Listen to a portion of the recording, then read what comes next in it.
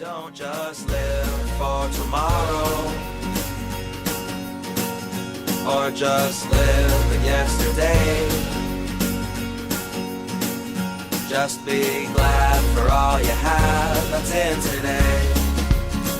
And though you've come through many obstacles.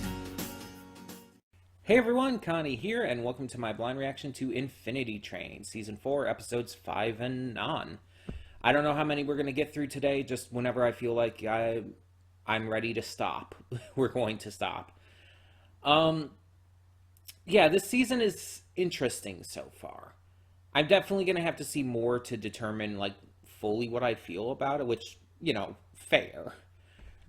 But it's definitely got a very different vibe from previous seasons. And the biggest running theme, of course, is Mingy and Ryan's just conflict of not realizing they have conflict with each other, of not realizing that they have kind of fallen apart as friends. And it sucks because it's like, if they can work through this, it helps. And the moments we see them work through it together, they actually, their numbers go down, which is obviously a good thing. I'm just wondering where this is all going to end, because it's not that many episodes, all things considered. So how is this going to end? How are they going to close this out? It's one of those cases where obviously this is the final season of the show. There's nothing else after this. The series was canceled. And with the recent bullshit that's happened, it was even taken off of streaming and everything. Remember, kids, piracy is morally correct. Even Hamish Steele, the creator of Dead End Paranormal Park, which is still on streaming, even he retweeted about that and everything. But yeah, with everything that's gone down, I think it's pretty clear at this point we're not going to get any more, no matter how much we, you know, beg for it and clearly show interest. I think it's pretty guaranteed at this point that the series is done. And it really sucks. It really does.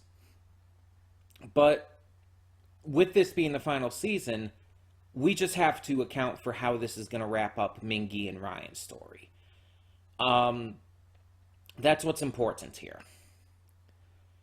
And I hope it ends well, because we don't need a repeat of last season with that. And how horrifyingly that went down. Like, Jesus. Nothing went right at the end of last season. My God. It was depressing. It was horrifying. It was the bad ending. Which is refreshing after you see 2 seasons before that both had good endings for their protagonists. But at the same time, it's like, Jesus, they went hard on that. So I'm hoping they kind of go back to a good ending with Mingy and Ryan here, because I really don't want anything bad to happen with that. I really don't.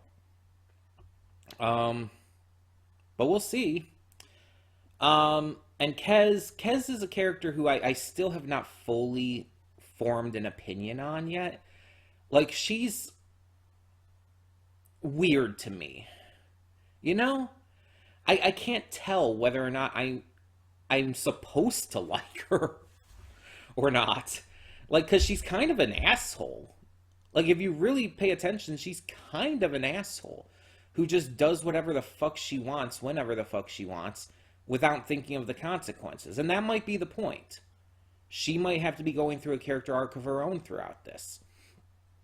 But unlike Mingy and Ryan, it's not really showcased if she will or not.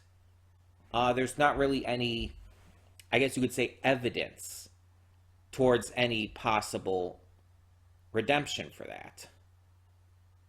But we do see that she's infuriated, you could say, multiple denizens of multiple cars. And we got this brief glimpse that they might be coming back and working together to try and stop Kez. To try and, get their revenge in a way.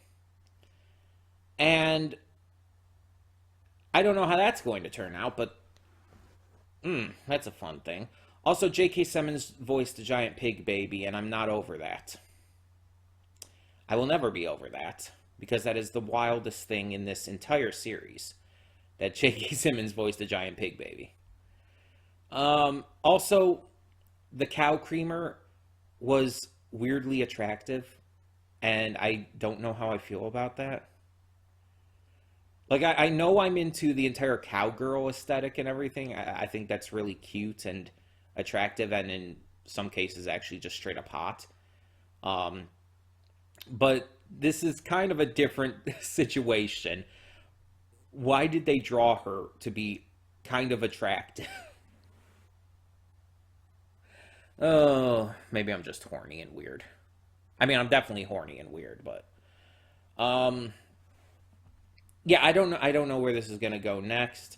I don't know what other cars we're gonna see. But the season is very much, it's like I said, it feels very different from previous ones. And I don't know yet how I feel about that. We're definitely gonna have to see more. So like I said, we're gonna do episodes 5 and on today, just kind of go until I feel like it's a good place to stop. And then we'll figure out what we're gonna do next time, based on how many we see today. So yeah, let's just get into this, hope for the best, see what these episodes have in store. So, when the screen fades to black, pause this redirect and go to the description below. Follow the link to the reaction, and after you watch it, come back here to the redirect and resume play.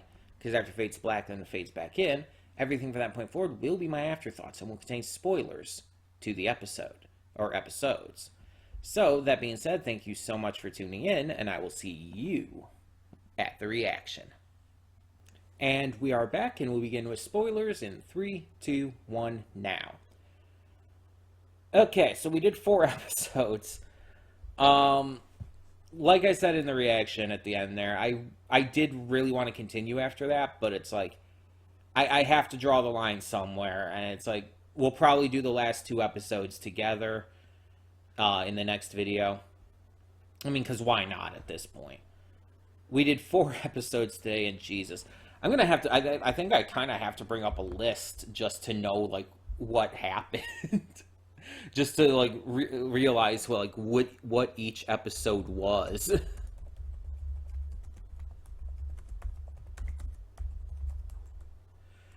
Because with 4 episodes, it's like, I have to kind of keep track of all of it. I do the same thing with Amphibia.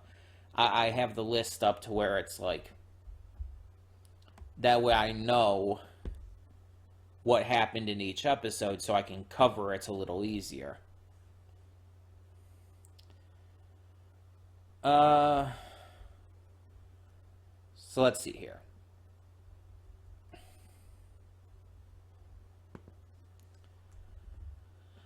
Okay. So episode 5 was the Astro Q car. This is the bouncer's car. This one actually was very minimal, and kind of interesting in that regard. Because the entire episode was them trying to get into the party inside of the Astro Q car.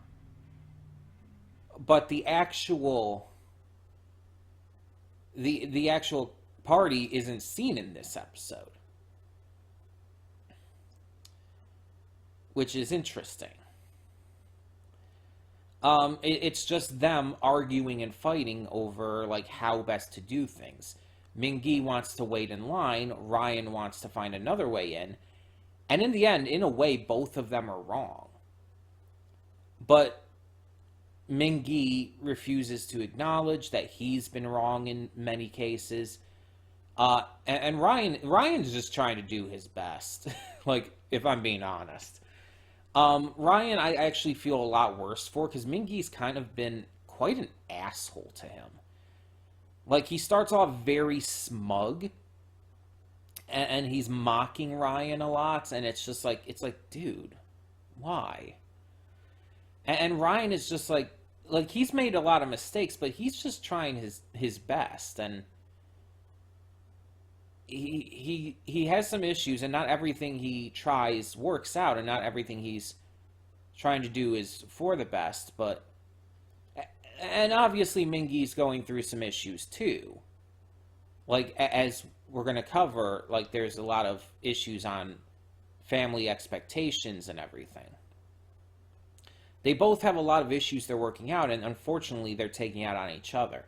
And through these episodes, we see that Mingy is definitely the antagonist here.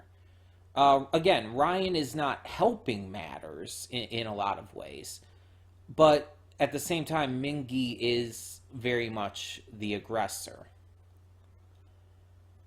So in this Astro Q car, they're just trying to figure it out. Mingy wants to wait in line, Ryan wants to find another way, and digging under doesn't work, trying to take a vent inside doesn't work.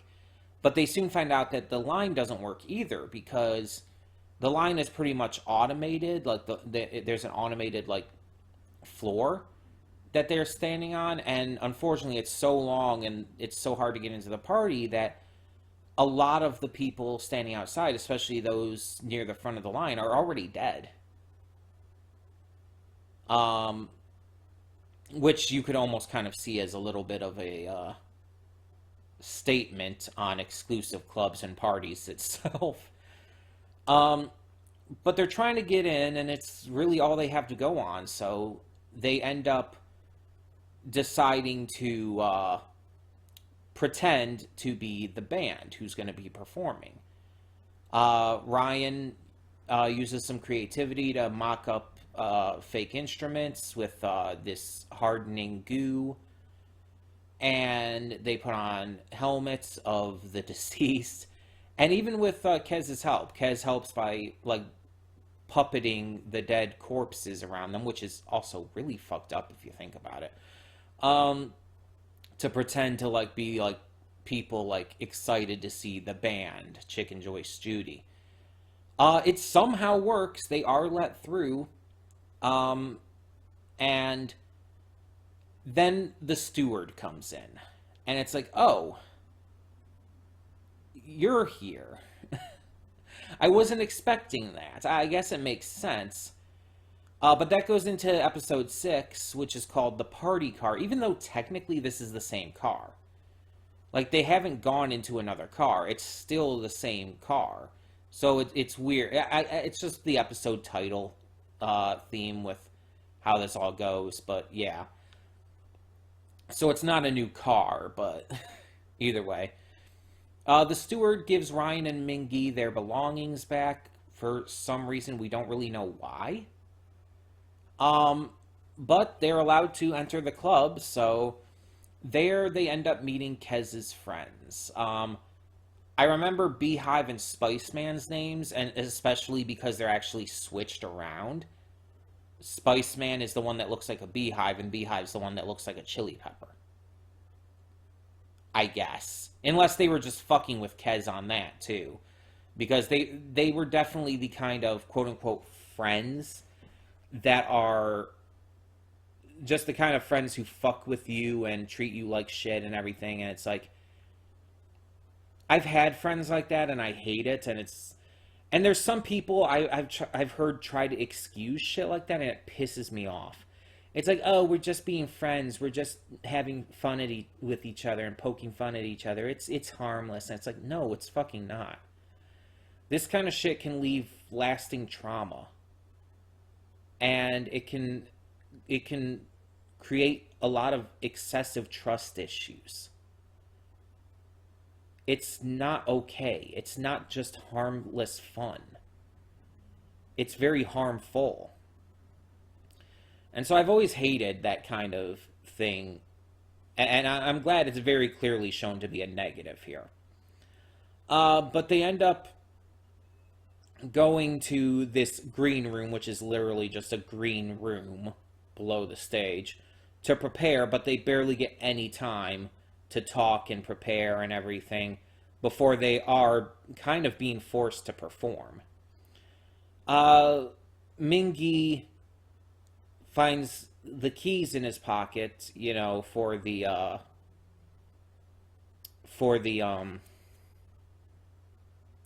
restaurant, the diner, and he gets upset by this and scared by this and bails on Ryan when they're supposed to perform.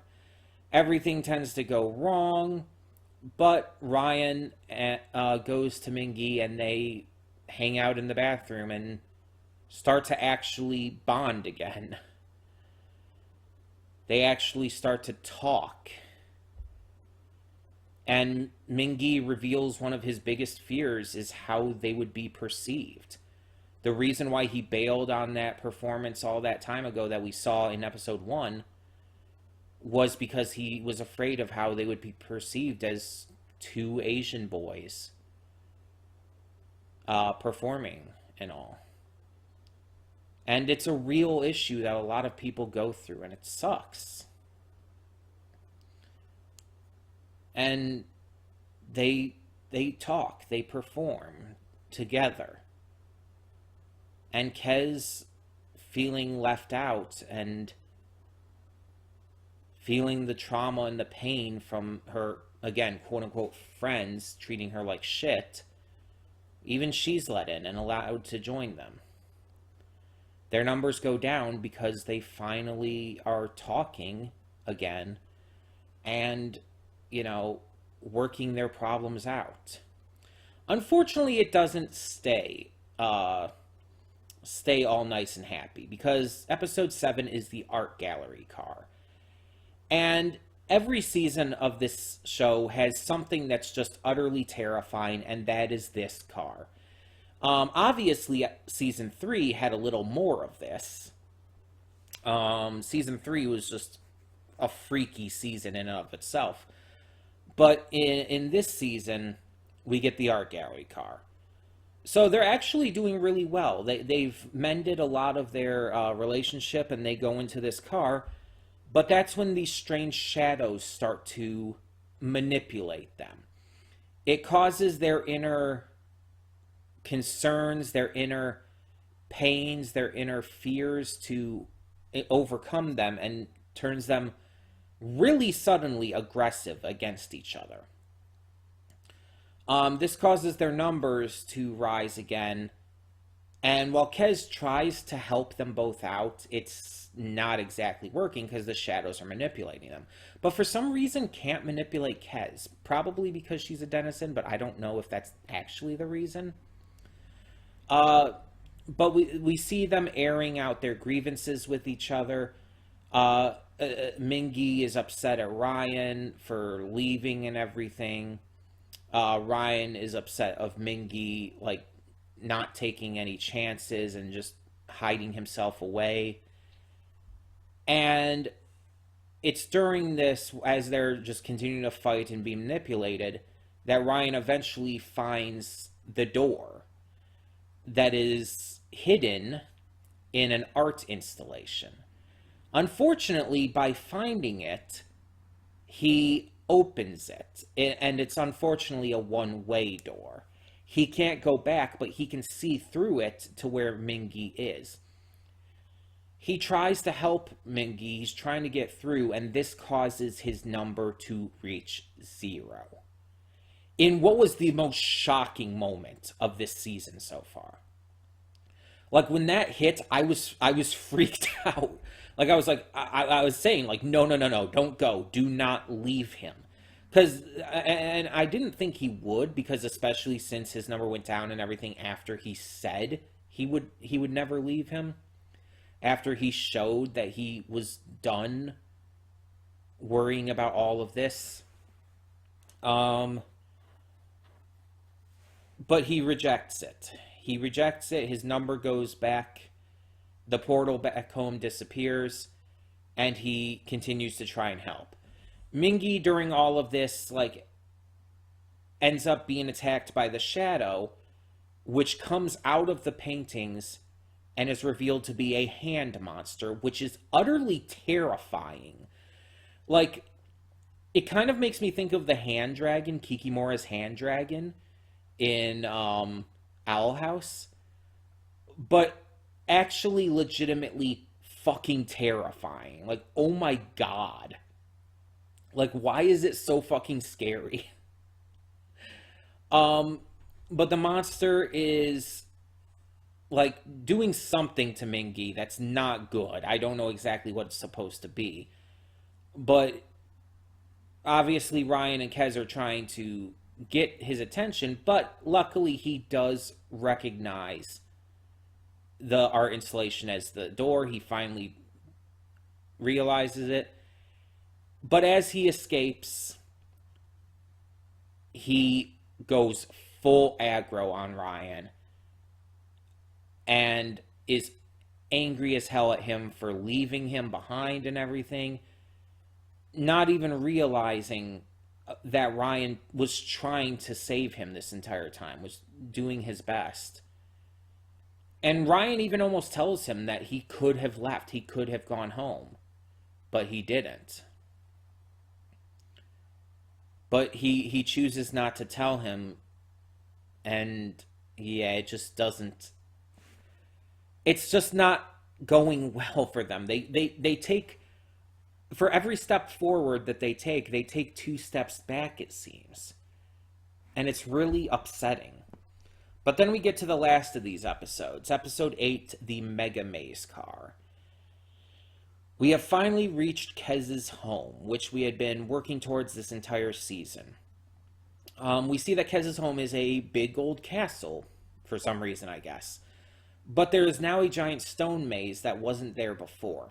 Kez decides to direct them through it by flying above it, but she's not very good at that. She is terrible at maze puzzles.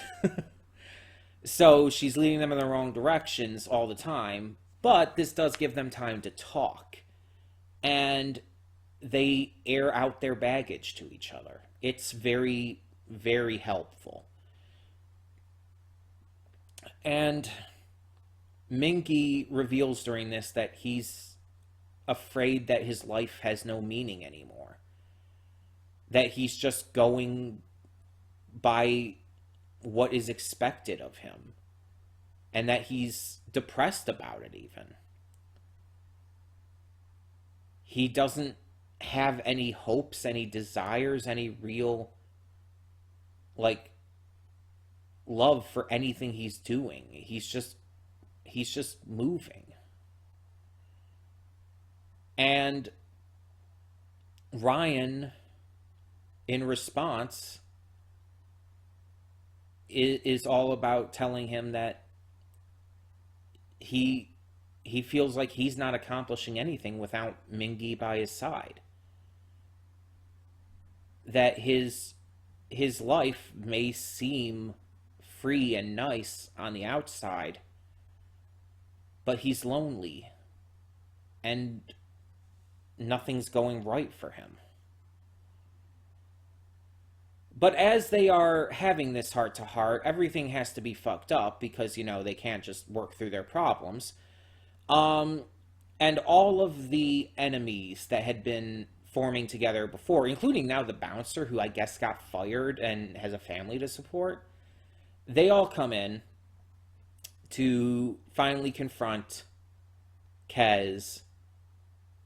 And I guess for some reason Mingy and Ryan, I guess maybe because Mingy and Ryan were with Kez this time, they kind of are against them too.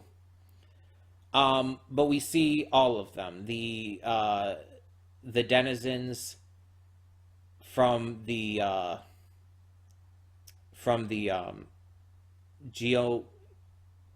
geological age car, or whatever you would call it. You have Judge Morpho, you have Pig Toddler now, the Cow Creamer, and the Bouncer, who is the newest member of their group. So all of the enemies start going after them, with Judge Morpho specifically focusing on Kez and the rest of them focusing on Mingy and Ryan. However, things start going wrong because the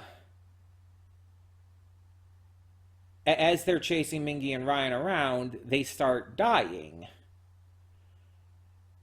The geological morpher that changes the ages and all that the aliens have, or I guess they're more other things in this at the moment. They're lemurs originally. One of them turns into a monkey, then they all turn into the collective consciousness brains. But it's taken from them and used to kill the cow creamer by reverting her to ingredients, which it's like, Jesus, I was not prepared for that sudden death. And the aliens who have become the collective consciousness brains get crushed to death. And Judge Morpho then ends up getting eaten by Pig Toddler.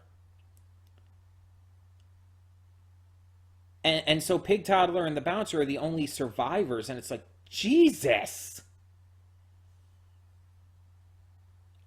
I know there's been death in the other seasons, but my God, I was not expecting that much that quickly without any warning.